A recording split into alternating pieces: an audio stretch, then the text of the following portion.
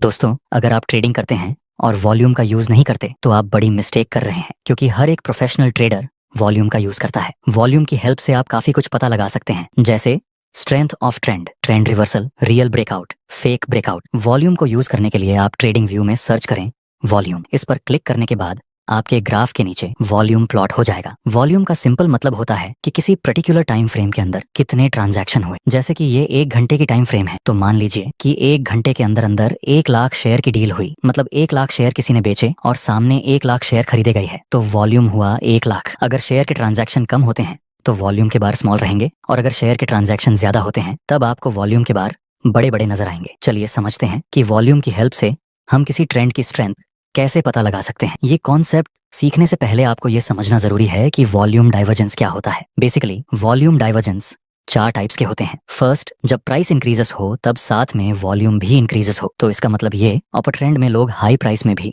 Bye करने में ज्यादा इंटरेस्टेड है। प्राइस के साथ साथ वॉल्यूम इंक्रीजेस होने का मतलब हुआ कि यह ट्रेंड स्ट्रांग है। एग्जाम्पल के लिए मार्केट यहाँ higher high and higher low में मोमेंटम दे रहा है और साथ में वॉल्यूम भी हर बार इंक्रीज हो रहा है, मतलब ये एक स्ट्रॉन्ग अप ट्रेंड हुआ। ऐसे ट्रेंड में हमें बाय करने की अपॉर्चुनिटी फाइंड करनी चाहिए। दूसरा डाइवर्जेंस है कि प्राइस इंक्रीज हो लेकिन साथ में वॉल्यूम इंक्रीज नहीं होता, वॉल्यूम डिक्रीज होने लगता है, मतलब ये वीक ट्रेंड है। ऐसी स्थिति में हो सकता है कि या तो ये ट्रेंड अप ट्रेंड में से डाउन ट्रेंड में रिवर्स हो जाए या फिर एक साइडवे मूवमेंट मिले। जैसे कि यहाँ पहले मार्केट हायर हाई और हायर लो के स्ट्रक्चर में ऊपर की तरफ मूवमेंट दे रहा था और नीचे वॉल्यूम भी इंक्रीजेस हो रहा था, यहाँ तक कोई प्रॉब्लम नहीं। लेकिन आगे हम देखें तो प्राइस कंटिन्यू ऊपर जा रहा है, पर वॉल्यूम इस बार इंक्रीजेस होने के बजाय डिक्रीजेस होने लगा। मतलब हो सकता है अब यहाँ हमें कोई साइडवेज मूवमेंट मिले या फिर ये ट्रेंड रिवर्स हो जाए। इन शॉर्ट, अब इस ट्रेंड की स्ट्रेंथ पहले जैसी नहीं रही, ये एक वीक अप ट्रेंड है। नेक्स्ट, प्राइस में बड़ी गिरावट देखने को मिली और ये अप ट्रेंड डाउन ट्रेंड में रिवर्स हो गया। तीसरा डाइवर्जेंस है कि जब प्राइस किसी डाउन ट्रेंड में मूवमेंट कर रही हो और साथ ही में वॉल्यूम भी हर बार इंक्रीज होती हो, तो ऐसे डाउन ट्रेंड को हम स्ट्रॉन्ग डाउन ट्रेंड कहेंगे। जैसे कि यहाँ पर मार्केट लोअर लो और लोअर हाई के स्ट्रक्चर में नीचे आ रहा था और साथ ही में वॉल्यूम भी इंक्रीज हो रहे थे, मतलब यहाँ पर लोग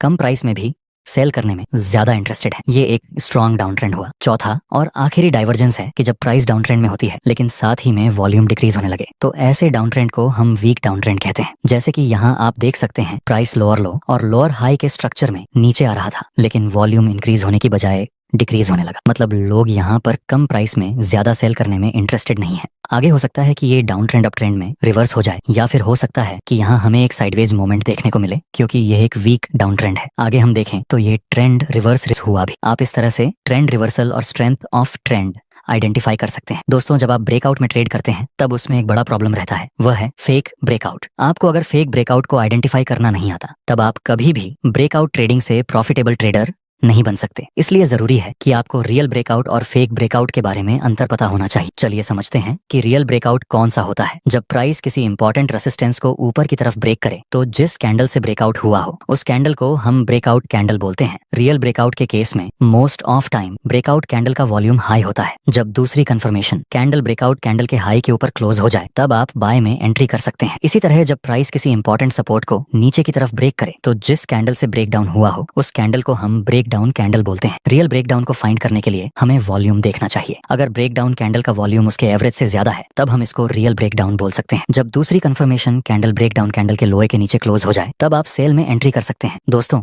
जब आप वॉल्यूम चेक करके ट्रेड में एंट्री करेंगे तब आपकी ब्रेकआउट स्ट्रेटेजी की एक्यूरेसी काफी हद तक इंक्रीज हो जाएगी। लेकिन अगर आप अपनी ब्रेकआउट स्ट्रेटेजी की एक्यूरेसी को और भी ज्यादा इंक्रीज करना चाहते हैं तब आपको ब्रेकआउट के बाद रिट्रेसमेंट का वेट करना चाहिए, साथ में वॉल्यूम का भी यूज करना चाहिए। कैसे, आइए समझते हैं। जब किसी इंपॉर्टेंट रेजिस्टेंस को प्राइस ब्रेक करे तब ब्रेकआउट कैंडल का वॉल्यूम हाई होना चाहिए। फिर जब प्राइस रिटेस्ट करने के लिए आए तब ये सारी रेड रिट्रेसमेंट कैंडल्स का वॉल्यूम लो होना चाहिए और अंत में बुलिश और कंफर्मेशन कैंडल का वॉल्यूम हाई मिले, तब आप बाय में एंट्री कर सकते हैं। इस तरह से आप मोस्ट ऑफ फेक ब्रेकआउट्स को अवॉइड कर पाएंगे।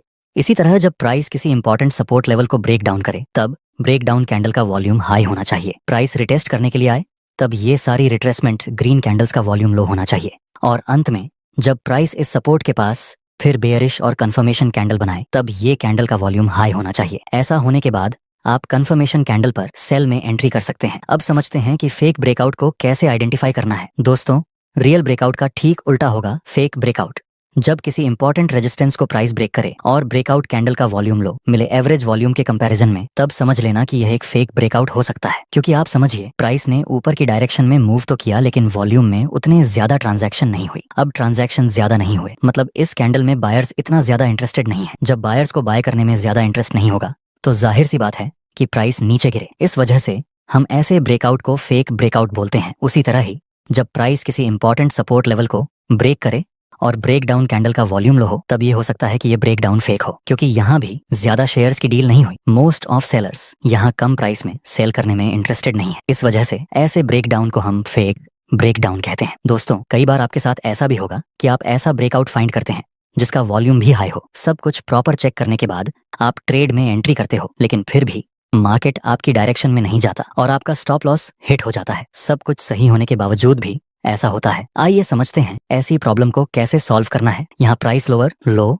एंड लोअर हाई के स्ट्रक्चर में नीचे आ रहा है, इसलिए हम यहाँ एक परफेक्ट ट्रेंड लाइन ड्रॉप कर सकते हैं। नेक्स्ट टाइम देखें तो इस ट्रेंड लाइन का ब्रेकआउट मिल चुका है, लेकिन ब्रेकआउट देने वाली कैंडल का वॉल्यूम लो है, तो हो सकता है कि ये ब्रेकआउट फेक हो और मार्केट नीचे गिर जाए। लेकिन मैं तो आपको ये सिखाना चाहता हूँ कि जब वॉल्यूम भी हाई हो, ऐसे फेक सिग्नल मिले तो उसे कैसे अवॉइड करना है। नेक्स्ट टाइम देखें तो प्राइस ऊपर एक दो कैंडल्स बनाकर बहुत स्पीड से गिर जाता है। जहां से प्राइस गिरी उस लेवल को हम रेजिस्टेंस की तरह मार्क कर देंगे। ये रेजिस्टेंस पहले भी एक बार काम कर चुका है। नेक्स्ट प्राइस फिर से इसी ट्रेंड लाइन को ऊपर की तरफ ब्रेक कर देता है और आगे देखें तो प्राइस उस रेजिस्टेंस को भी ब्रेक कर देता है जहां से प्राइस ने 3 बार रिएक्ट किया था। दोस्तों, अब यहाँ एक अपर ट्रेंड की शुरुआत हो चुकी है, इसलिए हम बाय करने का प्लान बनाएंगे क्योंकि यह एक अपर ट्रेंड है। नेक्स्ट प्राइस में कुछ खास मूवमेंट नहीं आया, बस ये सपोर्ट और रेजिस्टेंस के बीच में मूव कर रहा है। अगर हमें इस रेजिस्टेंस का ब्रेकआउट मिलेगा तो हम बाय में एंट्री करेंगे। नेक्स्ट प्राइस ब्रेकआउट करता है। इस समय बहुत सारे रिटेलर ट्रेडर्स इस ट्रेड में ब्रेकआउट देखकर बाय करने लगेंगे, लेकिन अभी हम बाय नहीं करेंगे वॉल्यूम को चेक किए बिना। हमारी स्ट्रेटजी के अनुसार यहाँ पर ब्रेकआउट कैंडल का वॉल्यूम हाई है, सब कुछ हमारी स्ट्रेटजी के अनुसार चल रहा है। दोस्तों, क्या हमें बाय में एंट्री कर लेनी चाहिए? हम इस ट्रेड में तो बिल्कुल भी एंट्री नहीं करेंगे, फिर चाहे ब्रेकआउट कैंडल का वॉल्यूम हाई ही क्यों ना हो। इसका रीजन है ये रेजिस्टेंस 90% ट्रेडर ने इसको इग्नोर कर दिया होगा। यहाँ से मार्केट में इतनी ज्यादा गिरावट मिली थी, तो क्या आपको नहीं लगता कि इस रेजिस्टेंस के पास मार्केट एक बार फिर से रिएक्ट करेगा? ये रेजिस्टेंस प्राइस को ऊपर जाने में